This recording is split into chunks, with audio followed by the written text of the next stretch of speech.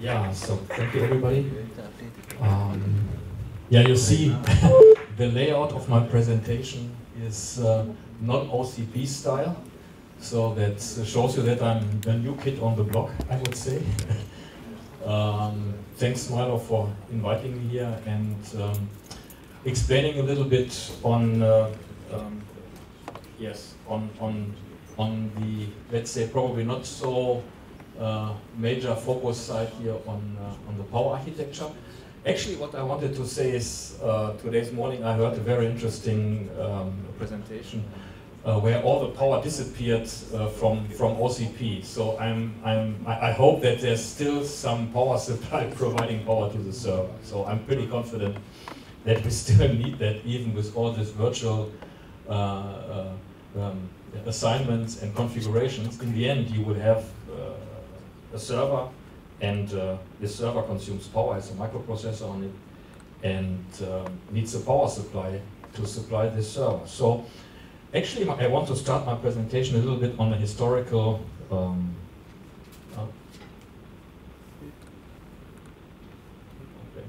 okay. Very simple slide. So on the bottom you see, actually I started here my career, so it's a little bit decade before I started. I was here in high school. So, and what I wanted to say with this slide is that we experienced as a power designer different microprocessor input voltages. So actually, I structured this presentation in a way that I look really from the processor back to the upstream.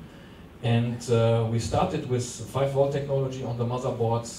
Then immediately we had the 12-volt for the CMOS. And what I recently see here is, I think this is the older version, Milo. I missed one line here. Okay, but I continue. Today we see a kind of a trend of 48 volts motherboard input voltages. So we have customers who already use in data centers 48 volt output power supplies. Okay, this is the new one. Yeah, so I added one important line here. Can you go to the next page? Okay, can you try? Yes, you see. This is an important line because as the input voltages of the microprocessor boards increased, the processor operating voltages of the microprocessors decreased. I think we are right now at 1 volt or even below. So this is your expert field. And I know that you have a couple of 100 watts of the individual processor, and when you have 1 volt, it's very easy to calculate. Then you have a couple of 100 amps to handle. And this was kind of an interesting development. So we see, like I said, we see now 12 volt is the majority of the mainboard input voltages, and then we have different distribution systems and conversion systems going down to the on board level to the microprocessor voltages. And we are clear focused here on the 48 volt right now for the future. And interesting is when you look to the powertrain, I'm just wondering if somebody really dares and I see a certain direction that we will see on the motherboard also voltages above the 60 volt magic limit. This is the limit between a safety electrical voltage, so it's a voltage which you can touch, to a voltage which you probably shouldn't touch, because there will be maybe one time, or so it's a more dangerous thing. But interesting is really that's what we experience over the decades. An increase of input voltages of the motherboard, then you do the processing of the voltages and transferring the power on the boards to the microprocessors. Leading then to our assumption here, this is a slide which I grabbed from one of the OCP events, that in the data center world, today the majority is at 12 volt, and we will see that in the future the majority will go to 48 volts. So I can also sign this off, because when you look to the racks, we handle in this such kind of an innocent rack, 15 kilowatt, 30 kilowatt, And you need to distribute that in the rack. And I have some magic numbers for you. So you know 1 milliohm is a quite low resistance, right? If you have 100 amps going to 1 milliohm resistor, you have 10 watts of power loss. I have later on a quick discussion on the clamps we are using. And if you have a 250 amps, then you have 62.5 watts of power loss on a 1 milliohm resistor. So you have to go below 1 milliohm in the micro-ohm area. That's kind of difficult because you have copper, which has a given conductivity, and you don't want to use gold for your contacts too much. So to increase then the voltage in order to decrease the current is a clear direction, and it's a natural direction in electrical engineering which we experience over the since Volta, you know. So that means due to the efficiency gains and higher power demand, strong increase of 48 voltage systems are expected. So that means our load will change in the future. So it means the loads I have to supply from a 12 volt input to a 48 volt input. I want to rephrase Ohm's law again to refresh everybody's school time. So increasing the distribution voltage, reduction of the number of conversion steps, the reduction of the number of interfaces, so kick out connectors and plugs, and reduce the size of the lengths results in the reduction of power losses, as these power losses are given by this well-known law, resistance times the square of the current. And the resistance is defined by geometrical parameters and the material you are using. And the current which you are processing is defined by the power divided by the voltage. So that means the higher the voltage, the lower the current.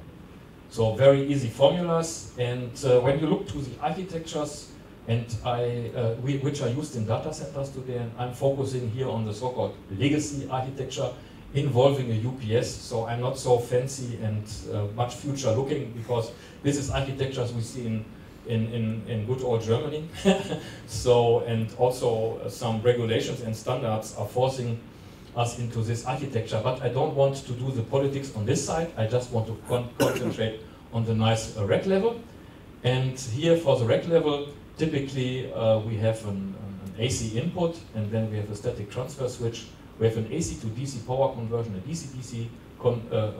Inside the AC to DC power supply, we have a power factor correction unit. So it's an AC to DC converter, DC to DC converter, converting then from 400 volts DC link down to the 12 volts. Then you have to distribute this current, which is in the range of a couple of hundred amps, down to the board level. This is here, and then you have the voltage regulators, the VRMs, which are typically multi-phase buck converters, and then you go to your microprocessor. And interesting is, you have from the beginning, from the medium voltage transformer over the UPS, you have power conversion stages, and I counted here 6. So really conversion stages. So the transformer I consider as an AC, and then we have here also the UPS, AC, DC, DC, AC. So in all, we have 6 conversion stages. We have here a centralized battery, but like I said, I don't want to discuss this here. I just want to mention that we have 22% losses in the conversion steps, and especially on the rack level, we lose here. This is 5, and then another. So this is 5, and then another 2 for the distribution. So around about 7% in the rack. And then the point of load converters, which are really giving us a headache. So converting 12 volt down to 1 volt, it's really not so high efficient. So the technologies are there in the 93% efficiency range, so you lose there another 7%. So coming to the 48 volt architecture, meaning you can increase the efficiency of the DC to DC converter, because here there's no change, you know, right? So you distribute the same power over the AC system, and then you land in your rack. You have the static transfer switch, you have the AC to DC converter, and then you can take the benefit in the DC to DC converter and the distribution. And also, in the DC to DC converter on the motherboard. Interesting is, and I will explain later, that the efficiency of these ones can be increased compared to the classical voltage regulator modules by another 3%. So that the total loss reduction by using 48 volt is, according to my calculation, and the numbers may vary a little bit around this, depending on the architecture or depending on the details, 43%, so I said roughly 50%. And key is that you have obviously a lot of reduction of losses in the conduction losses, because you have only 1/4 of the current and then 1/16 of the losses in all the connectors transferring the same power. So when you look to the motherboard architecture and drilling now into details, then we have here 12 volt motherboards, a classical one, and I depicted here the typical setup. So you go into the motherboard with the 12 volts, and then you distribute it to the via to the CPUs and to the memories, and you have here the conversion stage, which is today mostly a multi-phase buck. You can see that on the motherboard either as a built-in component or as a standalone component, and you use for both, so for CPU and memory and other auxiliary devices and memory, the same architecture. So when you look to the DOSA standard 30 amps module, you have a 93% efficiency at 1.5 volt, and this goes even down when you have 1 volt. But it's a very low cost power conversion. You know, you have only semiconductor devices, very high optimized, and when you look to the 48 volt conversion, you have to change on a couple of conversion steps here. From you have the 48 volt boost, and then you have to go directly from 48 volt down to 1 volt, which is kind of a challenge. And therefore, you need to change your DC to DC architecture to a different circuit and topology. And but you stay. There are still some converters which convert from, after a conversion from 48 to 12 volts, you still have some 12 volt to 1 volt converters. So, but in the end, keep in mind, you have here 97% efficiency and 93 in the 12 volt version. So when you look to the onboard converters, it's very interesting. This is the classical circuit. You may be familiar with this. So this is the synchronous buck. You have the freewheeling transistor and the forward transistor. You have a choke. You have a driving IC. You can buy this for millions of suppliers, or TI. This is one from Linear Technology. Key is here, it's non-isolated. It has basically 2 power semiconductors and 1 innocent inductor. So it's just a chip plus a little bit power electronics. When you go to the 48 volt DC to DC, then you see, and then you see that you typically use here a 2-stage approach.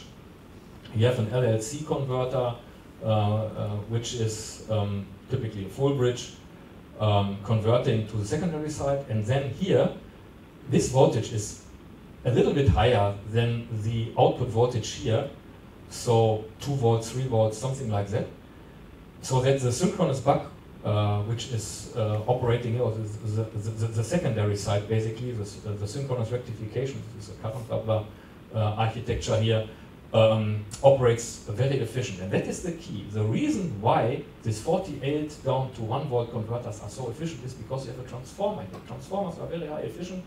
They transform the voltage down to a very low level, and then you have the rectification here, which operates at very low voltages, contrary to here, because this is also kind of a rectifier. It's not a rectifier.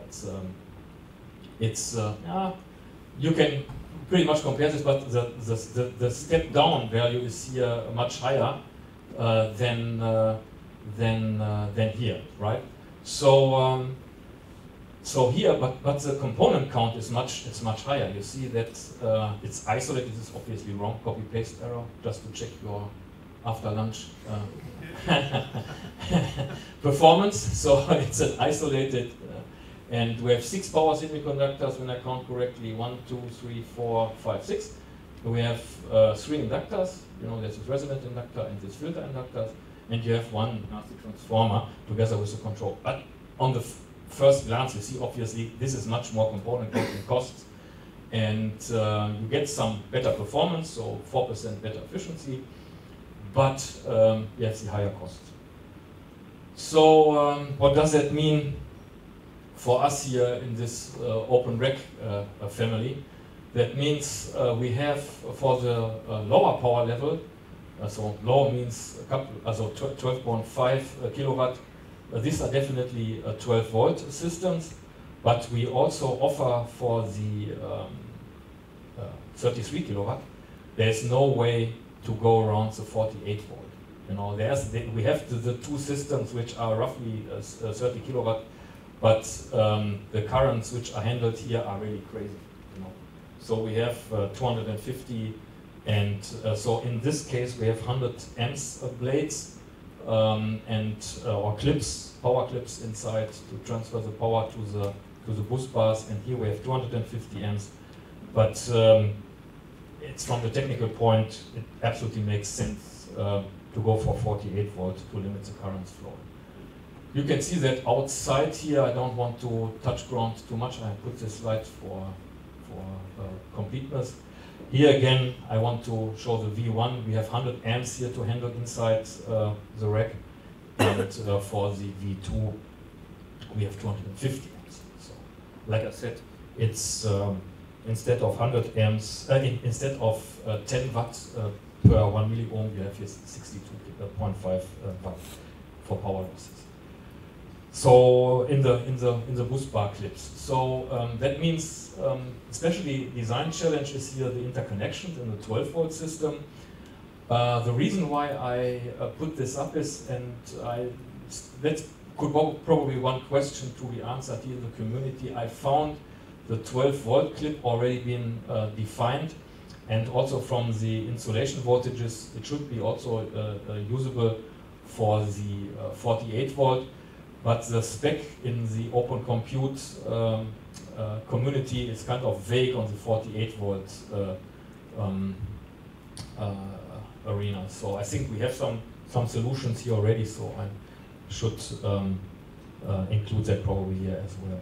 So what you see here, this is a typical gear to rack bus bar connector, and the challenge of this blade is of this clip connector is to be below 300 micro ohm, and in order to limit the power losses. And I found here from Method Electronics, or a vendor of this connectors, interesting diagrams for the temperature rise versus current, and then here's a voltage drop. You see that we have at 100 amps is this roughly 16 millivolt voltage drop, which corresponds to 3.1 watt per 100 amps, which is an efficiency drop of 0.25 here per 100 amp clamp in the powertrain.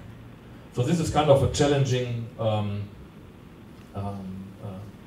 component, yeah. Even though it's simple, it's not just a connector, but you have to make it very low ohmic. And I want to show you here what we have done since the beginning of OCP for Facebook for power supply. So we have done this shelf design. We started with 700 watt, and coming to let's say the efficiencies possible on the AC to DC conversion. So I mentioned the point of load conversion. We are for the 12 volt 93%, for the 48 volt 97%. When we look now to the 12 volt power conversion AC to DC, so 230 volts down to the 12 volt, for a 700 watt power supply, we see today a 94% efficiency peak at 50% load. And for the V2 we have reached the 96% for 3,900 watt. So everybody knows that it's higher, and that it's easier to achieve higher efficiency values for higher power units. So the lower the power gets, the more the losses influence your overall efficiency. But keep in mind, so we have for the 12 volt lower power levels 94% efficiency, and 96% at 50% load for the higher power levels. And when you look to the roll-off curves of the efficiencies, you see that we have here, I took this from a qualification measurement. This was a requirement of the V1, and our unit is obviously higher, otherwise I wouldn't show that. You see here that we are already peaking here in advantage. So the higher the input voltage, the higher the efficiency. That's clear because we have lower currents to handle in the input. And you see at 180 watt AC, we are a little bit above 94% peak. And when you go to 290, then we reach the 95%. So, but this is 12 volt. And when you go to the 98, when you go to the 48 volt power supplies, we also have done a lot of things. And obviously, I show you here our high performance unit. So here we are in the 98% arena now. So keep in mind, 100 is the limit. Okay, so we are not able to do 100% efficient power supplies today. With some tricky things, we may do that in the future. But that's what I wanted to give you as a message. So for the AC to DC conversion, AC to 12 volt, we can reach the 96. So my engineer, advanced tech said, don't present the 96, go to 96.5. You lead them to the wrong direction. He said, hey, show me the product which has 96.5. And we are on the roadmap we have, but in mass production we have the 96% version for Facebook V2. And for the 48 volt, the 98% is also, you see this is a cat drawing. So this is our next product for a larger search engine provider. And we are now delivering 97 point something. So in the nutshell means between 12 and 48 volt conversion, you have a difference between 1.5 to 2% in the difference. So to summarize my little excursion to 12 volt versus 48 volt comparison,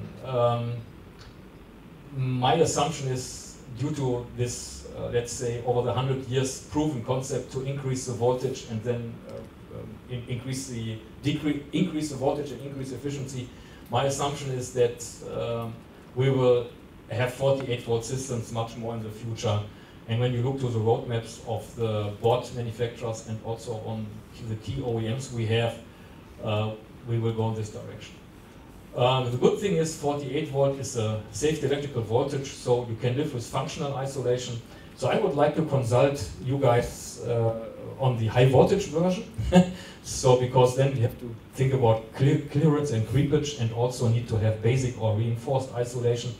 But I'm wondering the first day when a board manufacturer comes to us and say, hey, can you consult us and how can we do the integrated power for high voltage? I think that could be a scenario for the future. Here again, the loss comparison, it's evident that you can save here roughly, what is it,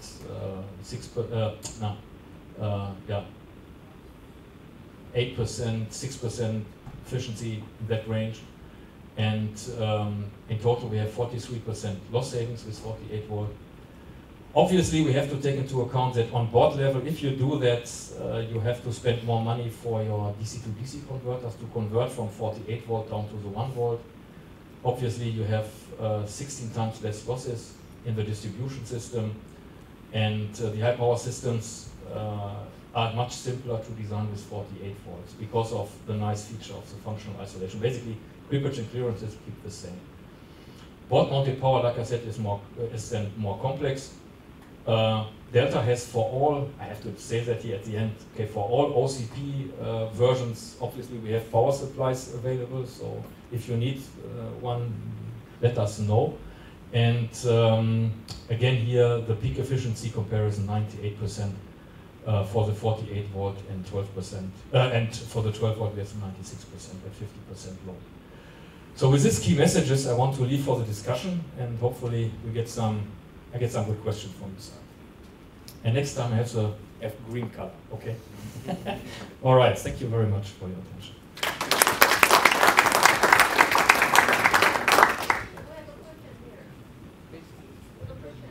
Yes, okay, perfect. Thank you very much for a good explanation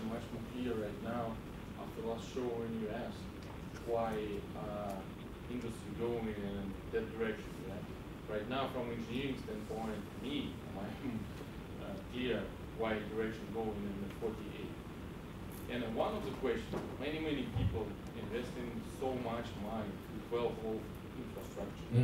Did you have a plan to design interceptor or converter device for 48 as well? Because that's already existing. Yeah. So these are standard modules which you can buy also. No, I mean for OCP okay. design, for reuse 12-volt infrastructure in a rack, but using half of the rack for 48. Okay, so you are talking interesting thought, yes. So for an intermediate solution, you mean you have part of it is 48 volt, part of it is 12 volt? Yes, something like that. Because, for example, a lot of server can be available on stock or available on current operation. And of course, during migration for the new power voltages, of course, new rack coming to the data center. Yeah, and of course, customer like to use existing server infrastructure. Do we have that, a mixed voltage rack? But could be a good idea for us, right? Thank you for that nice product development. Okay, so I understand. Yeah, klar, sure. You showed a 96% efficiency on the old legacy centralized UPS. Now, to me that seems very high. In this room there's people who run colo. In colo, you tend to run at very low utilisation of centralised UPS for quite a considerable amount of time until you start to get customers. Are you achieving an unloading of centralised UPS, not switching to eco mode? You've got everybody switching into eco mode. This is the eco mode. Yeah, that's in eco mode because a lot of people don't run eco mode. Yeah. So the reality of what you find outside is you don't find 96%. I'd just like to ask people in this room who are running data centres in non-eco mode with low utilisation. What kind of efficiency they are? Anybody? 95? 94? That's 2% less, okay. Give me that credit, okay. Yeah, I think I know the direction you want to head for. So to give you, also, I don't want to run into this discussion on UPS versus versus BBU. Okay, so Delta has both solutions. And actually, when I run to customers in Germany, yeah, they need to comply with this EN 560, I think that's the standard. And there are some arguments which we may discuss in a further workshop between central and decentral backup. Yeah? There are some arguments pro the central backup, and people don't want to touch that point because of several risks of fire risk. They don't want to have the batteries in the white space, blah blah blah. So, and to be really frank, I mean a real online UPS with 2 power conversions gives you a seamless, perfect conditioned AC. All the other solutions, also the BBU, when you really think through it, it's a line interactive UPS. It's always line interactive. It waits for the moment when the grid fails, and then it runs into, and you always have some kind of transition. OCP customers can tolerate that. We have a couple of them in doing the BBU solution, but they also understand customers' desire to have here perfect, secured AC grid on their input to the OCP racks. Yeah. So, and the latest UPS developments are showing clearly 96%, 97% sometimes. But also here, I mean, I have only taken, typical values, which you see there. When you go to the roll-off curve and you want to do it precisely, you have to go 20% load, 30% load. So I just wanted to show you the key differences here. Okay, so anything else to the nice world of power? And I'm really happy that you need power, right? So yeah, thank you. Millions of servers, that's good to know. Yes. Any other questions? Yeah, my question was more about putting the UPS like as a whole data center or in the rack. Yeah. You want to leave the discussion, So, but yeah, no, I mean, we can touch quickly ground on it. Imagine you kick the UPS out, and then you have here the battery, and you have the battery feeding the output in the moment when the grid fails. You lose, so it's a non-interactive UPS function, like I mentioned before. And when you keep the UPS here in the front, and you want to really have online high performance conditioning, no eco mode. Yeah, because with eco mode you also generate a non-interactive UPS. When you really look into it, when you have an eco mode, and when the grid fails, and then you switch here to this path, it's also non-interactive. So real online UPS, and if customer require, if you want to have that, then you have to eat the frog and spend 4%. Yes. But if you like put your batteries in the racks, Yes. and you do not have a central UPS system, Yeah. that's benefit for the for your power consumption. Yeah, klar. This is it's comparison to the eco mode. It's the same as the eco mode. But it doesn't matter then that you use like 12 volt or 48, or those batteries also work on 48 then? Yeah, we have 48 volt battery backup units, and we have 12 volt battery backup units. So you don't have to convert it back. No. And it's always the case when you have a 12 volt system, you suffer from when you have a given power, then you suffer from the high current because of your low voltage, right? So it's always good to increase the voltage and down to and up to a limit where it's not a hazardous voltage to you. So that means 48 is perfect. And when you go above 60, you risk that you get a shock. Yeah. Okay. If you switch to 48 volts, would it be possible to reuse the current racks and reuse the current connectors? From your perspective, if you keep the current constant, yes. The current, Yes. current Yeah. So if you keep, so basically that was what I said here. yeah, but the current will go down. Yeah, klar. You can use because the voltage. So basically here I mentioned that for the clips, for instance, so for the connectors, they are rated to 600 volt, 850 volt DC, so you can reuse them. And yeah. I'm not 100% sure on the server. That is clear. On the server, it's clear. The server, you have to Yeah, but change. on the distribution system, you can reuse. Yes. So you can reuse the rack. Yes. Yes. Would that be dangerous? Plug in a 12 volt server and a 48 volt? No. That's probably that's what you should not do. No? Yes, I shouldn't, but I will eventually. Yeah. Stability. Yeah. So that's the risk if you have a if you have a 12 volt rack operated at 48 volt, and then you have a 12 volt server, it needs to be coded somehow. Yes. You can also put diesel in your petrol car. Yeah.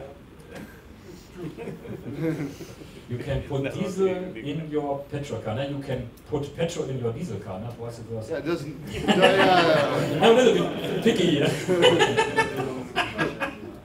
Because of the thinner. Diesel. You can You can put petrol in the, but not vice versa.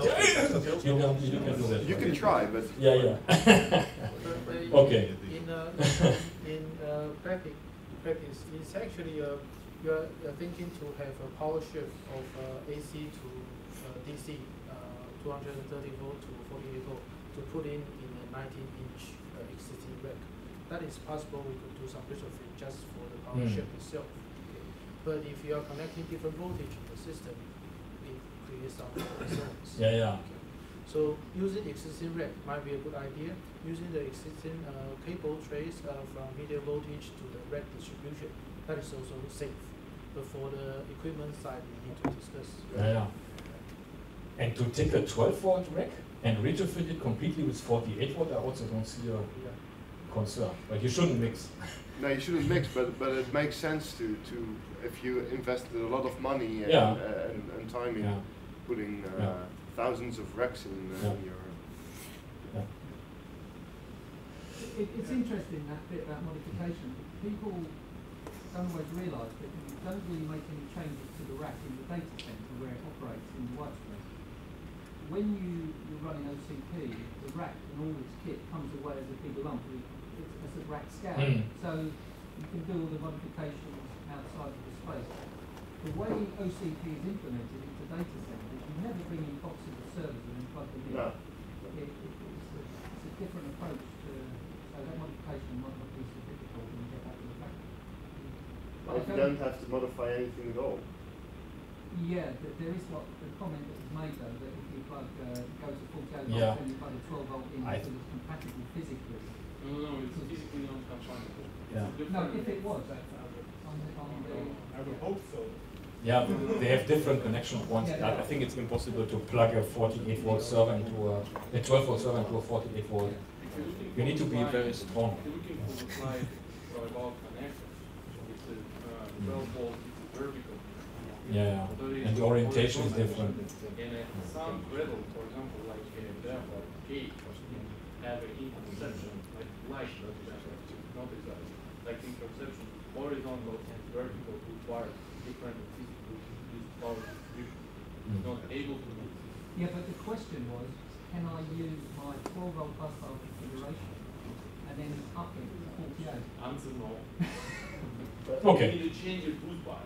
Yeah, the orientation of the boost bus is Yeah, different, you right? need Yeah. to extract Okay. your boost I bar forgot that and one. mount in the same hole, Yeah. different boost bar and different power Yeah. distribution. Of course, it's a cost of money. But you need to looking for your electricity bill and each number available in that presentation, doing something in your body. So I can do a recommendation, buy a new rack, it's good for us. Back to the questions, I think regarding the discussion of BBU and UPS, it still depends on how the Yeah. location is. Is it a colo? Is it a hyperscale data center? We are not Facebook, we are not Google, right? We don't have a redundant network all over the world. If you want to have a BBU, they just want to have a 30 minutes backup, so they could switch to another cluster and just dump this data center. But that's not possible for us, for enterprise to do that. So it still, I always put all this presentation into a work considerations. What you should do is that evaluate your application Genau, and it's use case dependent. choose a feasible or optimal option for your application. That is what we are going to suggest you. Yeah. Okay. Can I answer your question? Sure. So are there arguments for or against putting the 48 volt power supply central? So where you have background. 48 volt central. Yeah, that's what we use to do in telco. It's old, yeah. Telco land. Telco. Yeah, I think that's the old world. Sorry to say that. So no, it's not a problem. So why? Yeah, because 48 volt, yeah, I mean, What would you lose? yeah, you have a lot of power loss. I mean, you have the 48 volt distribution system, and it's better to distribute the higher power at 230 volt or even at high voltage DC. That's what we are also doing for some OEMs from us. We have units which convert three-phase to 400 volt and then 400 volt DC. And then we distribute the 400 volt DC in the system and then convert it down to 48 volt or even 12 volt. But I wouldn't do I wouldn't recommend to distribute the 48 volt because of the high losses. You have to spend a lot of copper, but people are still doing that. Yeah, because of the nice batteries. The battery voltage is standardized. Okay. That bit is an interesting question because often in a telco the busbar infrastructure is in place. You don't have to go and buy. If you have that, If it's in place, then I think it's a good thing. Yeah, klar. If you have already If you've got to invested, build it, then yeah. it's a problem. Yeah, if you already invested in the 60s, I'm just kidding you. For the 48 volt system, I would reuse it, right? You have to. And you need to keep in mind the energy requirement for the whole telco cycle. Usually the 5-7 kilowatts for the cell sites required. Only one rack consume around 30 kilowatts. What kind of corporate like this one you need? It's expensive. Yeah, klar. It's expensive. But it's interesting to see the different technologies which have been used, and they all had their use case. I wouldn't abandon and say, "Oh, these guys have been stupid." No, I think they had their certain reasons to do that. Okay. Peter is actually expert for the power electronics side, and Yeah. he's also designing. That's my problem. Some new ideas for data center or hyperscale, or maybe high voltage, Yeah, or 750 volt or 800. We go up to 800 volt. And then we could have the direct distribution to the rack level. So we Yeah. are working on this project. We Yeah. could have some more discussion with Peter on this. Yes. We also want to know your concerns and other. Yeah. And Mario, as I understand, this is a regular event, no? Once a month, I think. No? What's the quarter? No, and then I can update you on our progress. Yeah. Just one more question. Yeah, sure. With such brilliant efficiencies now moving towards the 48 volt distribution in the rack, where is 380 volt DC distribution that you started talking about? Yeah. Where is that going to go? Because the gains it gives. Okay, so we can maybe I should have introduced that in the Does that have present. a future in the full, you know, with Yeah. 48? So where are you losing your power? I think.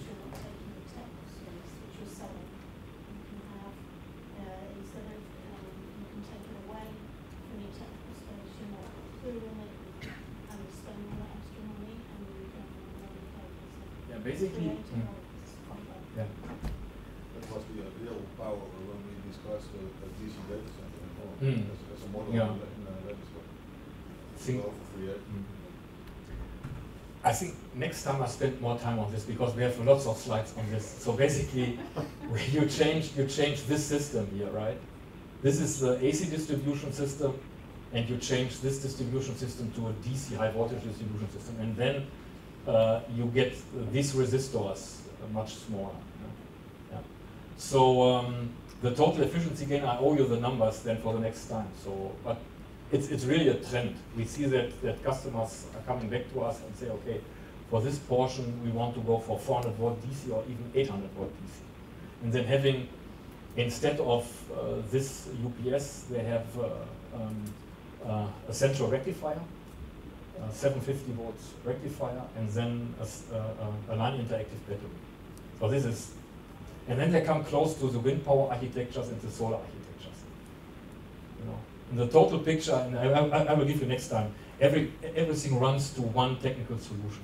Yeah, it's really true. It's okay, so the crazy power engineer leaves you along with all the questions. Thank you, Peter. All right, thank you.